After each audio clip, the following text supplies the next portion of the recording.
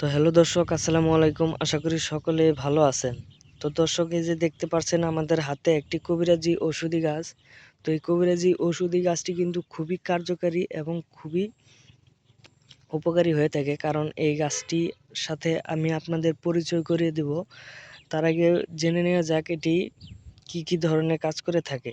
যেমন এই গাছের পাতাগুলি যদি আপনারা তুলে তারপরে যদি আপনারা এই গাছটি পাতাগুলি যদি আপনারা ভালো করে পরিষ্কার পানি দিয়ে ধুয়ে তারপরে যদি আপনারা বেটে যদি এটির রস বানিয়ে আপনারা তাল মিছরি দিয়ে তারপরে যদি আপনারা এই রসটি হালকা কুসুম গরম করে আপনারা যদি খেতে পারেন, তাহলে আপনাদের 100% গ্যারান্টি আপনাদের কখনো জ্বর হবে না, ঠান্ডা লাগবে না এবং কাশি থাকলে সম্পূর্ণ ভালো হয়ে যাবে। তো আপনাদের জ্বর, ঠান্ডা, কাশির কাজ করে থাকবে শুধুমাত্র এই ঔষধি গাছের পাতাটি দিয়ে।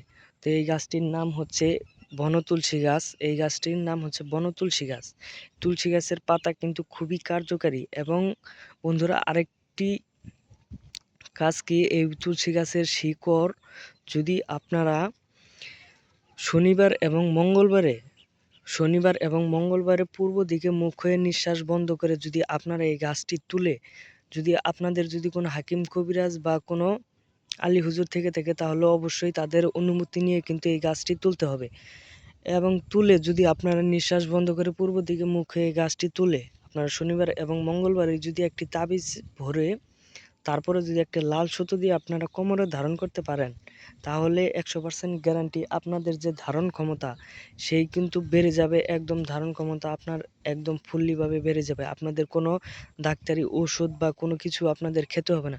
শুধুমাত্র এই গাছের শিকড়টি খেলে আপনাদের ব্যবহার করলেই কিন্তু আপনারা একদম ফলাফল পেয়ে যাবেন। তো ধন্যবাদ সকলকে, সকলেই ভালো থাকবেন। আসসালামু আলাইকুম।